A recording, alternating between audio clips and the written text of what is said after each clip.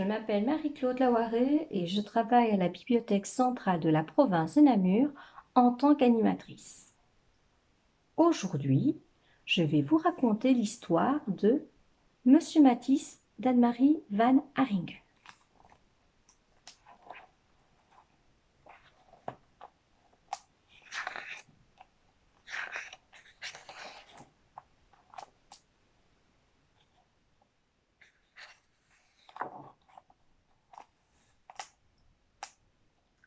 Monsieur Matisse est peintre. Dans son cœur brille un soleil et ses couleurs rendent les gens heureux.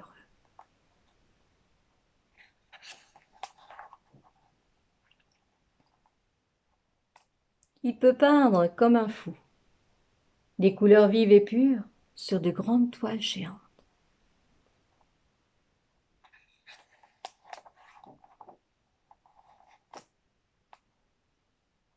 Mais un matin, on dirait que le soleil a quitté son cœur. Il a mal, très mal. Il ne peut même plus rester assis.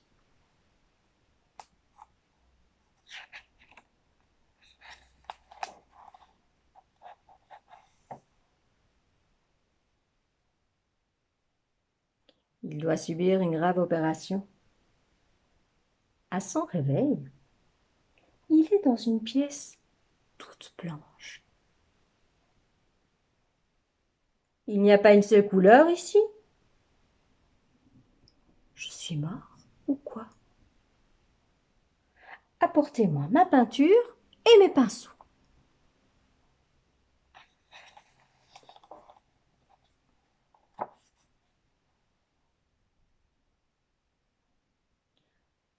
Mais les draps ne sont pas lisses et tendus comme ces toiles. Et le plafond et les murs sont bien trop loin. Allez me chercher ma canne à pêche. Aïe, la canne est trop lourde, surtout avec des points de suture à l'estomac. C'est alors que Monsieur Matisse avise une paire de ciseaux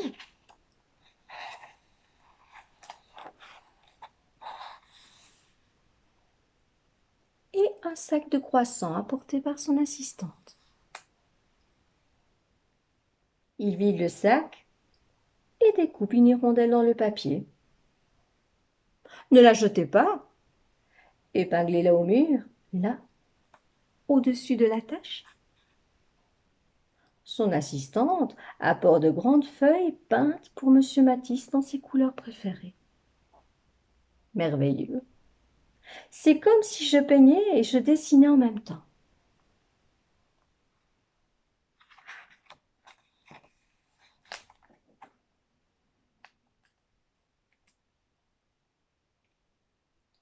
De retour chez lui, Monsieur Matisse continue ses découpages.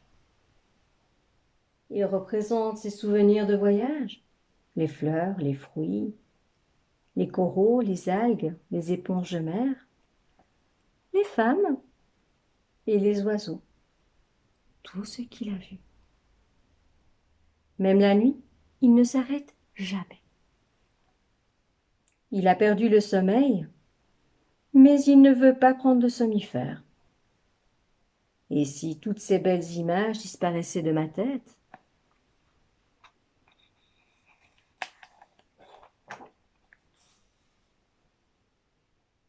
Monsieur Matisse vit maintenant dans sa chambre.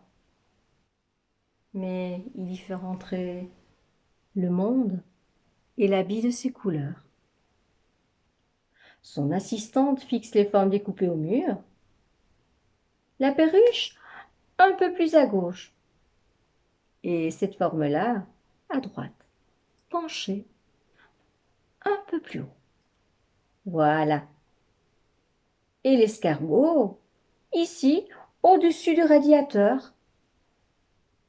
Ah, celle-là, elle est trop bas. C'est lui qui dirige. Les heures, les jours, les mois passent.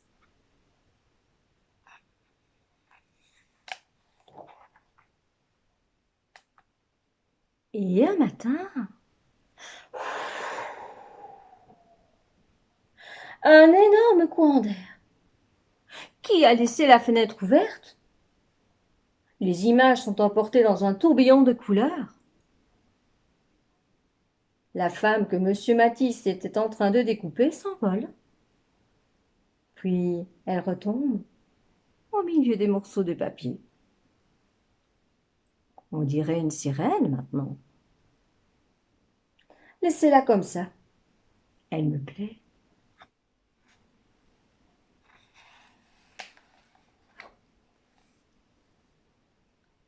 De fines chutes de papier à lettres de Tahiti atterrissent sur les genoux de monsieur Matisse. Il y découpe des algues ondoyantes. Son assistante monte et descend de l'échelle. Elle se contorsionne comme un acrobate pour épingler les papiers au mur, pendant que monsieur Matisse jongle avec les formes et les couleurs, jusqu'à ce qu'il soit enfin content de lui. Je sculpte la couleur. J'en ai rêvé toute ma vie.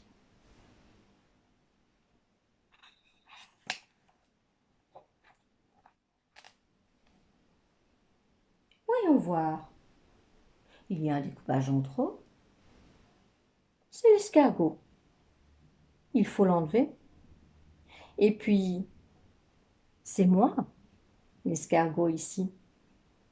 Et mon lit et ma maison. J'ai tout ce qu'il me faut autour de moi.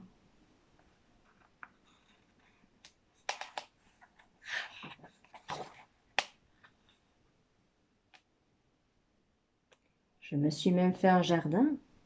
C'est ma seconde vie.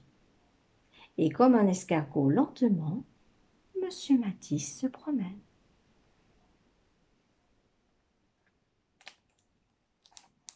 Voilà, c'était l'histoire de monsieur Matisse. Après cette histoire, je vous invite à faire un petit atelier avec votre famille, vos parents, vos enfants. Il vous suffit simplement d'avoir une paire de ciseaux, des crayons, des feuilles de couleur, de la colle. Je vous invite à réaliser peut-être ou à créer votre petite histoire pendant votre confinement. Matisse utilisait des formes très simples et des couleurs très pures. Voilà, je vous montre quelques exemples.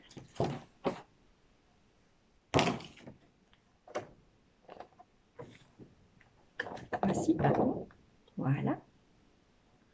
Donc, si vous manquez d'imagination, je vous invite simplement à aller voir sur Internet, faire quelques recherches sur Internet. Vous tapez Matisse, découpage, et vous allez voir les quelques toiles qu'il a réalisées. Et vous remarquerez qu'il s'agit de formes très simples, très arrondies, tout en rondeur. Voilà. Je vous souhaite une bonne journée, je vous souhaite un très bon confinement et surtout, préservez-vous bien. Au revoir.